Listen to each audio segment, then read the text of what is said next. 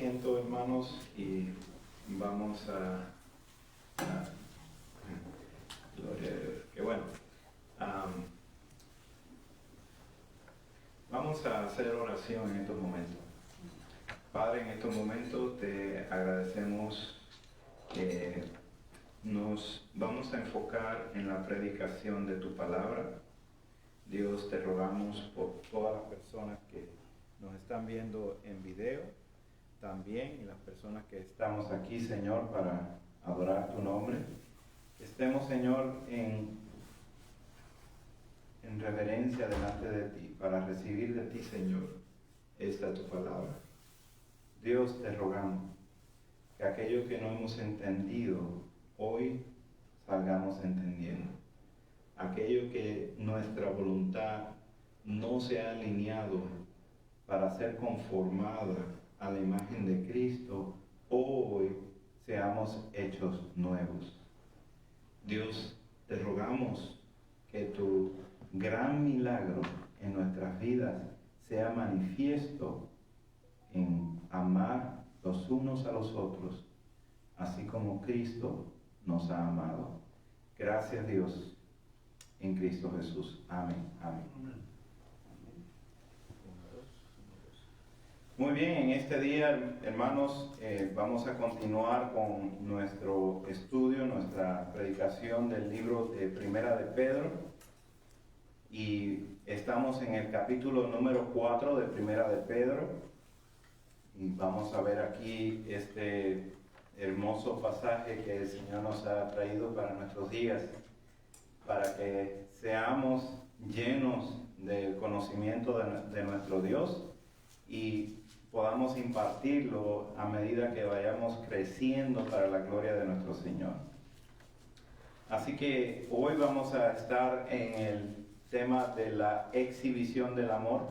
La exhibición del amor según Primera de Pedro 4, versículos 8 al 11. Y vamos a ver 3 acciones del amor para reflejar con claridad. 3 acciones que hay en nuestras vidas, que podemos alcanzar, que podemos tener para que pueda ser reflejado el amor verdadero con claridad. Número 1, vamos a ver la identificación con el amor. Vamos a identificarnos con el amor. Número 2, la expresión del amor. Y número 3, vamos a ver la meta del amor. ¿Cuál es la meta del amor? ¿Cómo se mira, cómo se detecta el amor? ¿Cómo se expresa o manifiesta el amor? ¿Y cuál es su meta? La última meta, su propósito esencial del amor. ¿Cuál es? Eso vamos a ver en este día, en este pasaje que vamos a leer, de Primera de Pedro, capítulo 4, versículos del 8 al 11.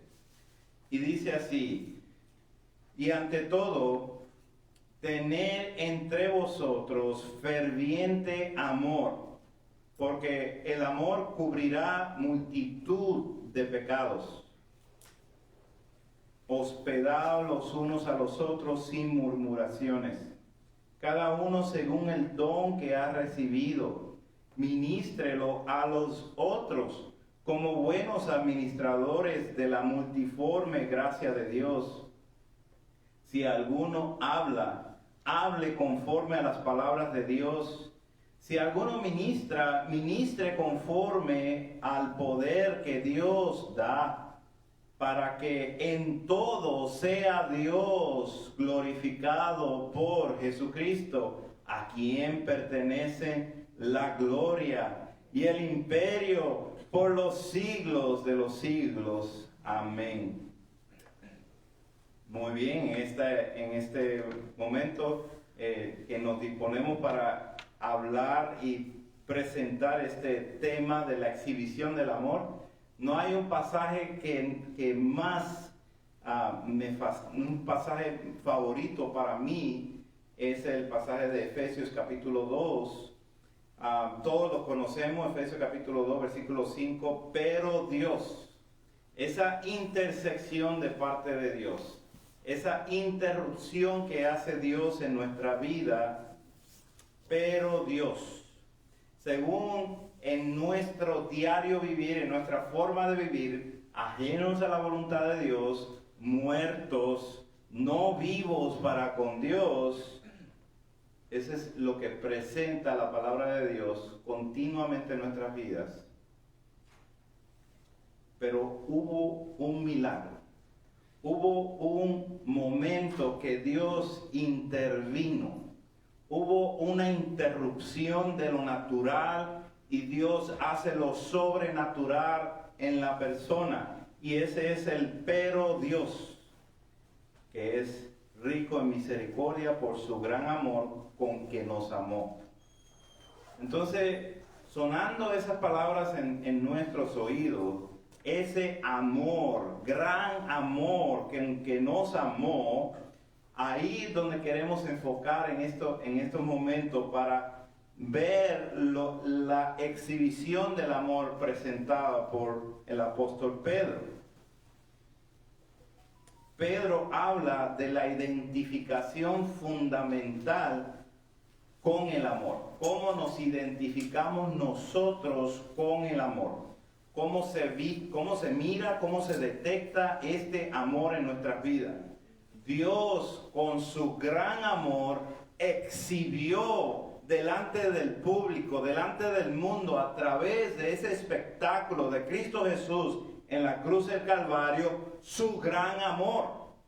No fue meramente un sentimiento, sino una expresión de su voluntad, de su rica misericordia, lo llevó a ejecutar, a accionar su amor.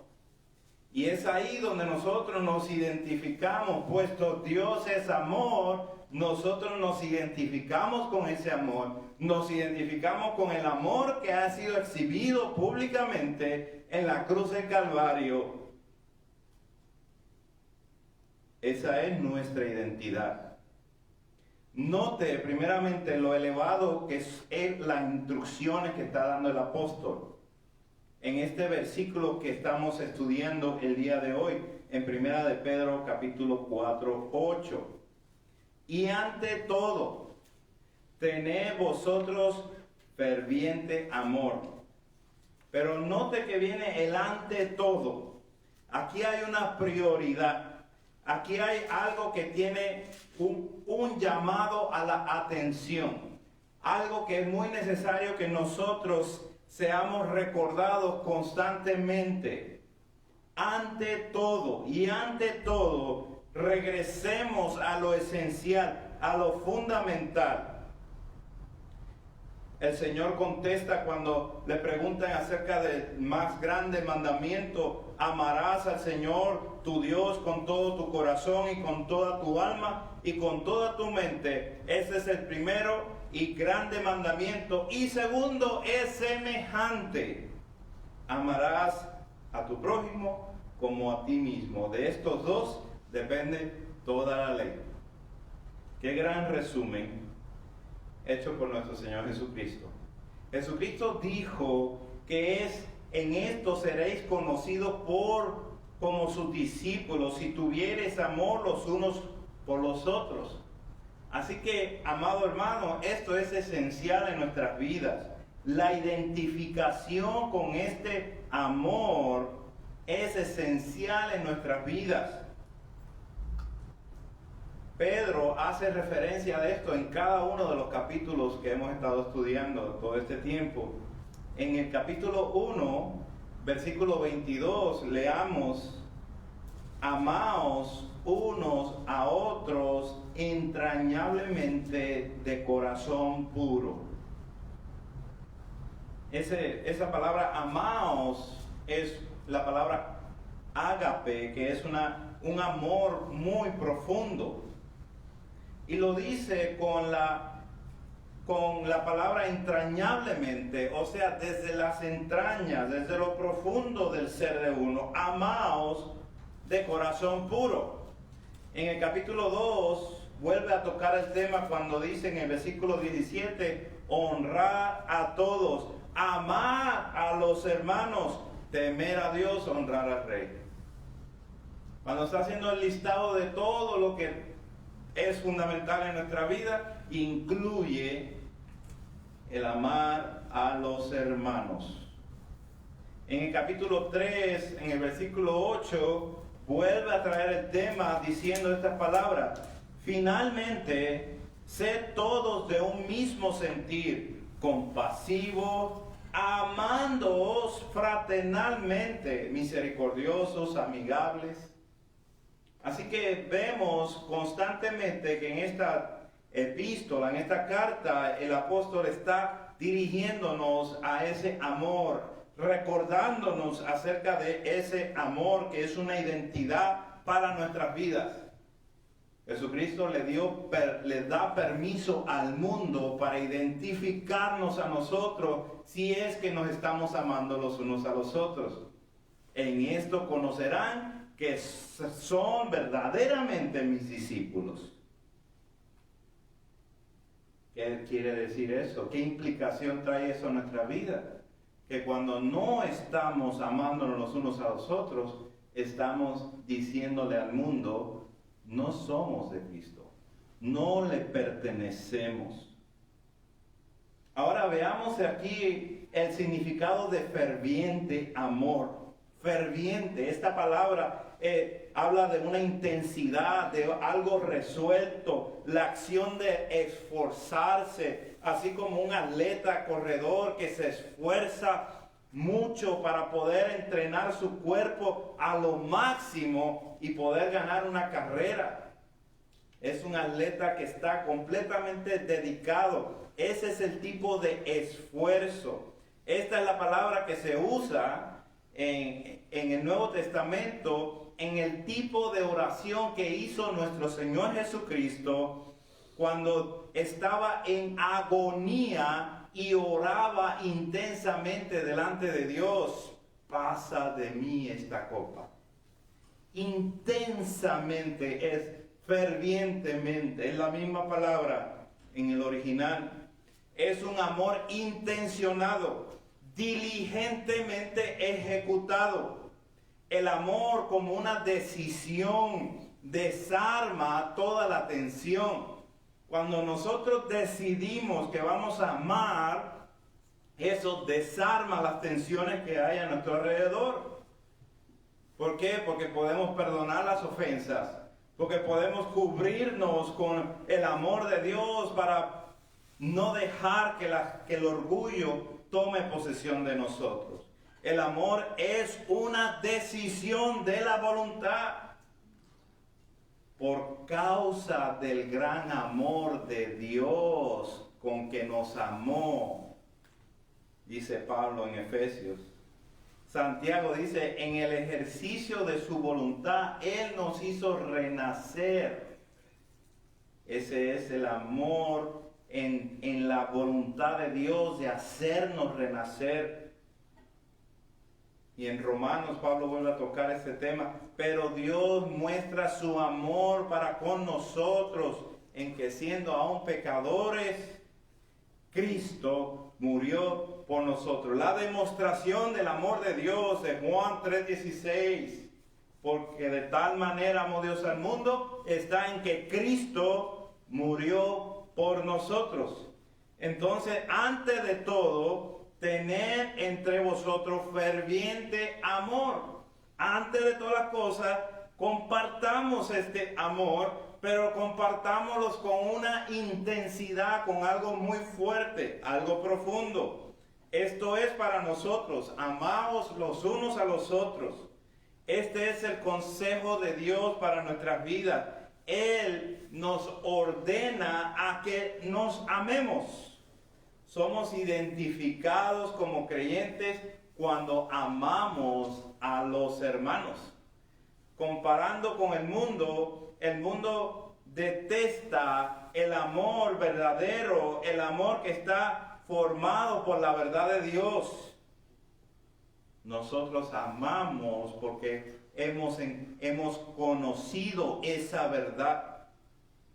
Esta clase de amor requiere que el cristiano dé prioridad al bien espiritual de los demás, poniendo sus deseos en segundo lugar, para mirar a cada cual como mayor que uno.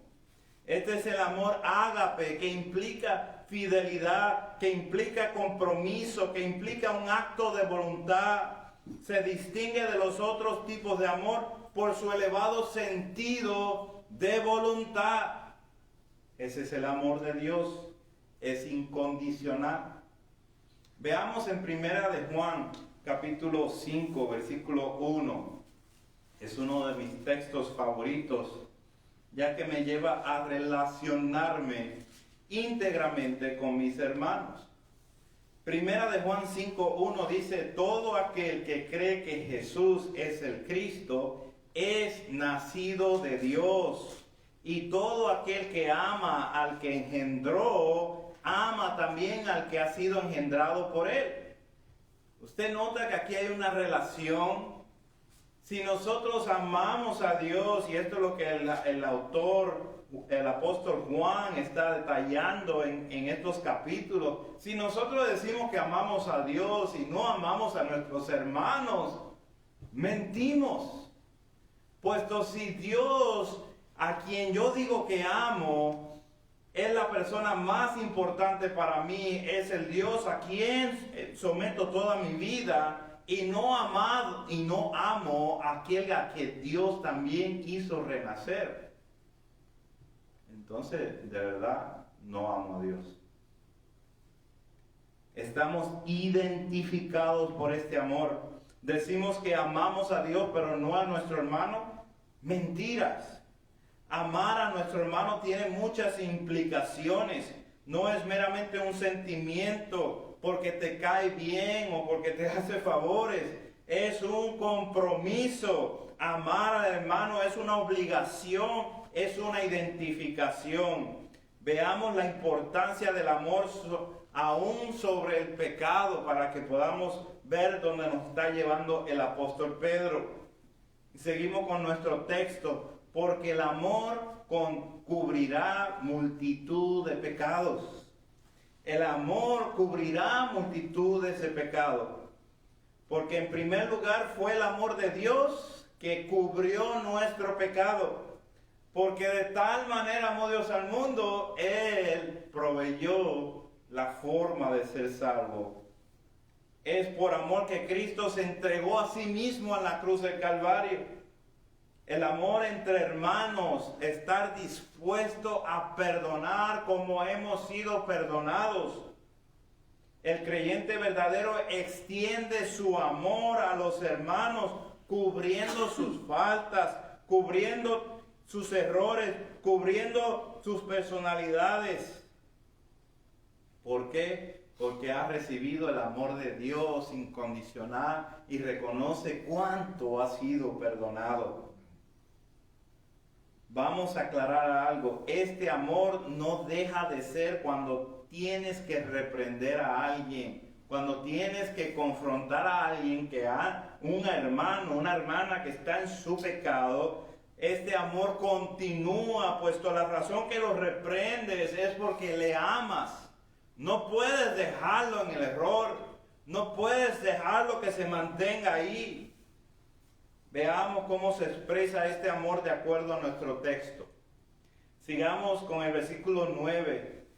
Este es el segundo punto, la expresión del amor. ¿Cómo se expresa este amor ferviente, este amor intenso, profundo? Versículo 9, hospedaos los unos a los otros sin murmuraciones. Hospedando sin murmurar. Esto conlleva abrir sus puertas, mis puertas de la casa para recibir a los hermanos. Esto conlleva recibir a los necesitados, aún a hospedar personas extrañas. El hogar puede ser el ambiente poderoso de Dios para traer a aquellos a la salvación. Puede obrar poderosamente, eficazmente para enseñar, disciplinar y cuidar de aquellos que han sido llamados por Dios. La verdad es dura, dice John Stott. la verdad es dura si no es suavizada por el amor. Ahí es donde nosotros vamos a enseñar la verdad de Dios, suavizada por el amor. Sin murmurar, sin quejarnos, con toda disposición. No os olvidéis que la hospitalidad es algo que la palabra de Dios enseña constantemente. El libro de Hebreos nos dice que algunos han hospedado hasta ángeles. El hospedaje aquí en nuestro texto es para los unos a los otros. Esto es una referencia a los hermanos. Abra su casa para recibir a los hermanos. Sirva a los hermanos según el don que Dios le ha dado. Jesucristo dice, Él es el que dice, Él es el que invita, Él es el que prepara el lugar donde nos va a hospedar. En Juan capítulo 14, versículos 2 al 3, dice Jesucristo, en la casa de mi Padre muchas moradas hay. Si así no fuera, yo lo hubiera dicho. Voy pues a preparar lugar para vosotros. Y si me fuere y os preparar el lugar, vendré otra vez y os tomaré a mí mismo, para que donde yo estoy, vosotros también estéis. Él es el que invita, Él es el que prepara el lugar.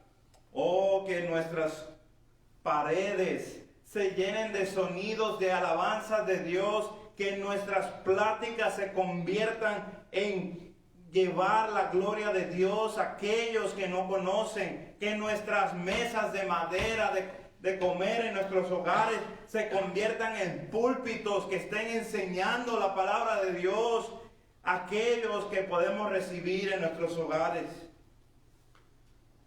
Maneje el don que Dios le ha dado. Mire bien lo que dice el versículo 10. Cada uno según el don que ha recibido, ministrelo a los otros como buenos administradores de la multiforme gracia de Dios. Note que dice cada uno. Cada uno tiene un don que ha recibido. Esto no es una habilidad natural. Esto no es cómo usted puede cantar o cómo puede usted tocar un instrumento o hacer un plato de arroz con papa. Es un don espiritual. Dios capacita a los hombres, a las mujeres que Él ha llamado para edificar, proteger y edificar a su iglesia a través de los dones. Esta capacidad espiritual Dios la trae y la representa en su palabra de Él en los libros de Romanos y de Corintios. Habla ahí de la profecía, de la predicación, del servicio. Habla de la administración, de la misericordia. Que usen con fidelidad y humildad la capacidad que Dios nos ha dado para edificar con gracia y sabiduría. ¿De qué forma? ¿Cómo podemos usar los dones que Dios nos ha dado? Ya estamos claros por lo menos que cada uno ha recibido un don, por lo menos. ¿Y cómo vamos a usar estos dones? Versículo 11, si alguno habla, hable conforme a las palabras de Dios. Si alguno ministra, ministre conforme al poder que Dios da. Aquí se representan dos categorías o dos formas de representar los dones que hay en la iglesia. La variedad de dones se resumen en estas dos habilidades humanas: el habla y el servir. El habla como aquello que predicamos, aquello que enseñamos, o el servir, aquello que ministramos. El servir o el ministrar es la misma cosa. En el habla, voy a hacer como un resumen de diferentes dones que hay en la palabra de Dios. El habla acerca de la predicación, de la profecía. Esta declara la voluntad de Dios. En la enseñanza se comunica con claridad el conocimiento de Dios. en la exhortación, tanto es para animar, alentar, como para corregir y reprender a alguien en la congregación. En el liderazgo está la palabra para traer sabiduría. En esto se utiliza mucho en la consejería. La palabra de conocimiento, aquí donde entran varios teólogos que profundamente entran en unas verdades riquísimas para conocer. En el discernimiento, en contra de todo el engaño. Estos son dones que se manifiestan por medio del habla, del hablar. Los otros dones se manifiestan por el medio de servir, en el servicio, en el ministrar, en la misericordia, en aliviar del sufrimiento a alguien que está padeciendo de alguna manera u otra. En la fe, una persona, todos tenemos fe, todos los que hemos sido redimidos por la sangre de Cristo, tenemos fe. Pero hay personas a las que Dios le ha dado el don de la fe. Y esto es un don que le permite a él o a ella expresarlo con una fuerte confianza en Dios y edifica así a los hermanos. Una persona que está dedicada a la oración. Una persona que usted identifique con este don, sabe muy bien que esta persona está dedicada a la oración, porque tiene una confianza muy grande. Y cuando esta persona ora por usted, usted sabe que es algo sobrenatural lo que está ocurriendo en su vida, porque Dios ha traído ese don para hacer algo grande con los hermanos. El de las ayudas, este don se enfoca en el servicio de fortalecer a otros hermanos que están pasándola difícil. Dentro de los dones está también el don de sanidad, el don de milagros, el don de hablar en lenguas y el don de interpretación. Estos dones cesaron con el tiempo de los apóstoles, ya que ellos fueron usados grandemente con estos dones para la autentificación de la palabra de Dios, así como Cristo fue usado en gran manera como la autentificación que venía de Dios. Dios cerró el canon de la palabra de Dios, autentificando a cada uno de los apóstoles, autentificando el tiempo de los apóstoles para decir, esto es mensaje mío. Así como hizo con Cristo Jesús, para que todo el mundo viera que verdaderamente lo que hacía venía de Dios.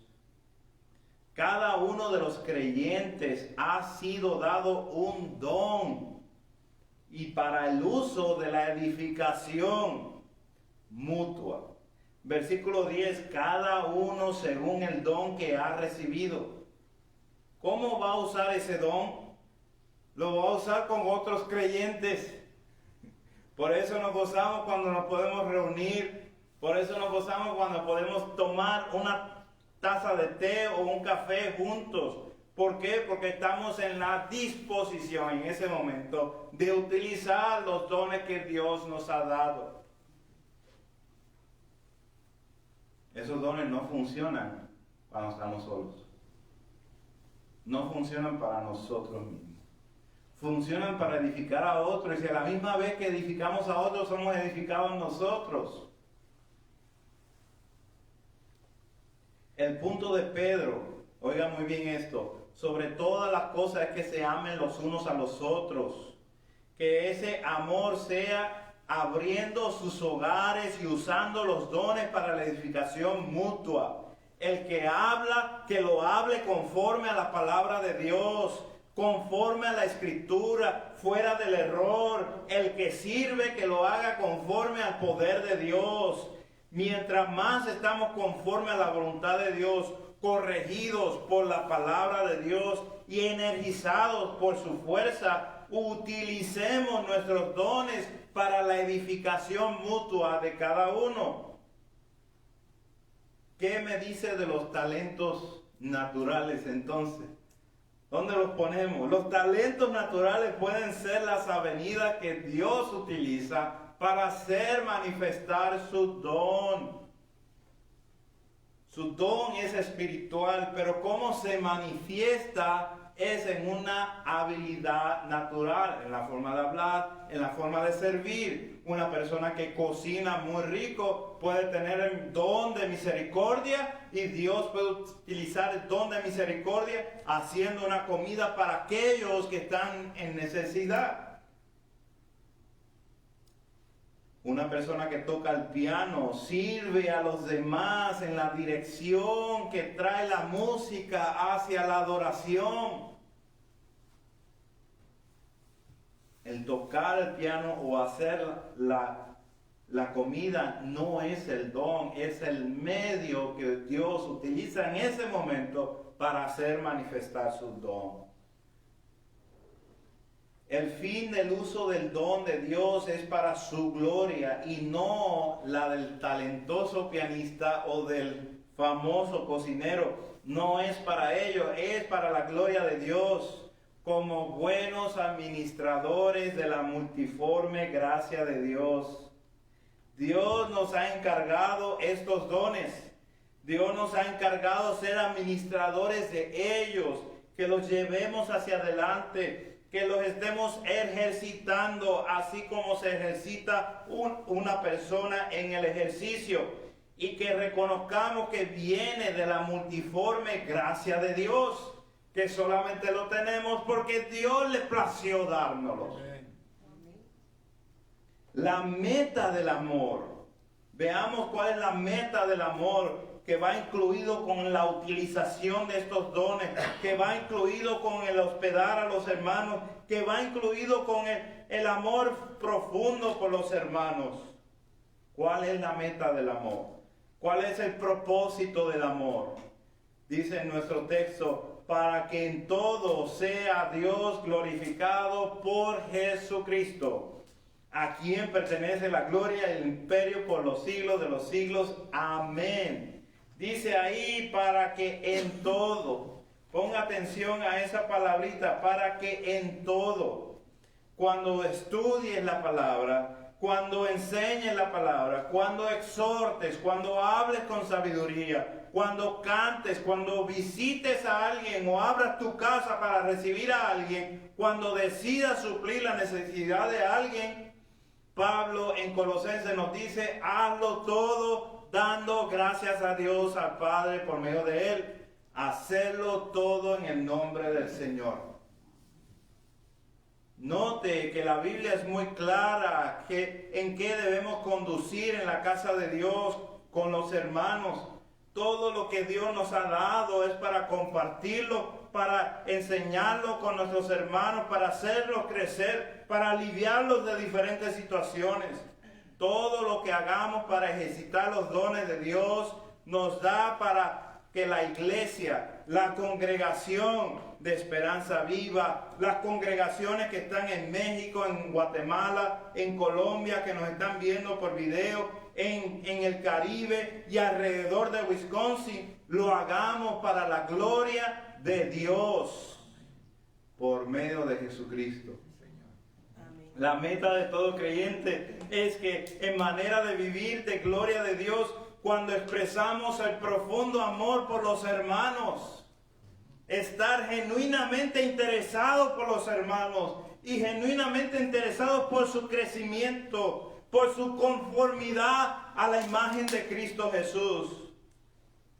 En esto conocerá el mundo, este privilegio se lo cedió Cristo al mundo, que verdaderamente somos del Señor. El mundo está analizando y está investigando si verdaderamente estos que dicen que se aman, verdaderamente son del Señor. Si se aman los unos a los otros. Si en su corazón no hay perdón, no hay atracción por los hermanos, si en su corazón aborrece la corrección y busca lo suyo y piensa que es mayor que todos los demás, si ve a su hermano pasando necesidad sin buscar alguna forma de ayudarlo, todas estas son características de uno que no ha conocido la bondad de Dios, de uno que no ha reconocido cuán bueno es el Señor.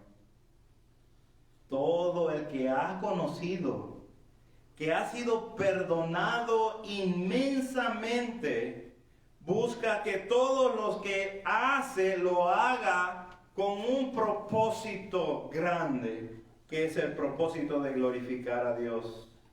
A Dios sea la gloria, ya que dado que Dios cubre cada necesidad de nuestra vida y en su nombre recibe la alabanza de todas las cosas, pero todo esto se hace por medio de un solo nombre que es dado a los hombres, por el cual nosotros somos salvos.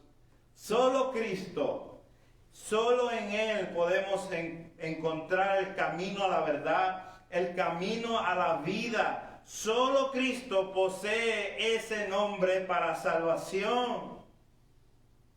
Solamente en Él podemos ser reconciliados. Así que, iglesia, sea nuestro hablar cristiano, sea nuestro propósito de vivir cristiano, sea nuestro corazón lleno de la alabanza de nuestro Dios, no solamente el domingo, pero toda la semana, todo momento, estemos buscando la forma de glorificar a Dios por los talentos que tenemos, los dones que Dios nos ha dado, para ver que su gloria sea avanzada aquí en la tierra.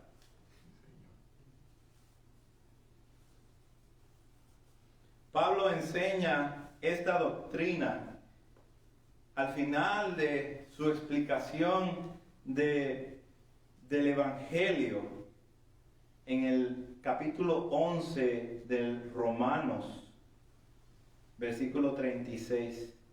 Después de que enseña cada detalle acerca del Evangelio desde el capítulo 1 hasta el capítulo 11, explota con esta declaración, con esta doxología, diciendo esto: porque de Él y por Él y para Él son todas las cosas, a Él sea la gloria por los siglos. Amén. Que sea esa nuestra atracción mayor de nuestras vidas. En conclusión, todo viene por Dios y regresa a Él. Todo lo bueno lo recibimos de Él y regresa a Él. El amor que practicamos es primeramente porque Él nos amó a nosotros. La razón que Judas no se quedó con los discípulos, la razón de que Judas no se quedó con el Señor, fue porque no practicó el amor verdadero, porque terminó traicionando como alguien que era del maligno y que sus obras eran malas. La razón que Caín mató a Abel era porque era del maligno y sus obras eran malas. La identificación continua de la palabra de Dios es que sabemos que hemos sido pasados de muerte a vida, que ya no le pertenecemos al maligno, puesto nuestras obras ya no son identificadas como las de las tinieblas, sino como de luz, como del Hijo de Dios que posee toda la luz que trae a nuestras vidas, en que amemos a nuestros hermanos. Por lo contrario, el que no ama a su hermano permanece en muerte, dice Primera de Juan. Esto es una realidad que choca a nuestras vidas, que necesitamos ser confrontados para ver si verdaderamente el amor de Dios mora en nosotros, si verdaderamente Dios ha regenerado nuestras vidas, nuestros corazones quieren glorificar a Dios, si en nuestros corazones hay un deseo de abrazar a Dios y de rechazar el pecado, si en nuestros corazones hay un deseo de ver a Cristo Jesús exaltado y ver nuestro pecado enterrado. El amor a los hermanos fervientemente es una marca fundamental en la vida de cada creyente verdadero. Necesito decirte, si esto no es una realidad en tu vida, que urgentemente corras a Cristo, ven a Cristo, arrepiéntete de tu maldad y no permitas que se apodere de ti el pecado de abstenerte de venir a Cristo. Él te da poder para salvar, para amar intencionalmente, con fuerzas, con ánimo. Cristo así lo hizo cuando se enfrentó a un falso juicio, con burladores, con escarnecedores, con pecadores sanguinarios que solamente querían ver su sangre correr. Mas el Rey de Reyes, el Señor de Señores, sufrió la pena en la cruz, sufrió la vergüenza, la corona de espina, los clavos en sus manos, la ira de Dios sobre él, para sencillamente amarte y darlo demostrado con esa gran expresión. Amén. Damos gloria a nuestro Dios. Oremos. Padre Dios, en estos momentos te alabamos y te agradecemos que nos das este privilegio, Dios, de levantar tu nombre en alto. Sabemos, Señor, que como hombres y personas de barro, estamos aquí, Señor, para honrar tu nombre sobre todas las cosas. Pero sabemos que nuestra vida, Señor, cómo caminamos, es en imperfección. Te rogamos, Señor, que tú hagas en cada uno de nosotros, Señor, y pongas ese deseo de que nos hospedemos, de que abramos nuestros núcleos, nuestros hogares, para recibir a aquellos, para volver, Señor, nuestro hogar como un instrumento para tu gracia, Señor, para que cada uno de los dones que nos has dado, Señor, los estemos practicando con aquellos que son nuestros hermanos. Glorifícate, Señor, en estos momentos. A ti te damos la gloria y la honra. Amén. Amén.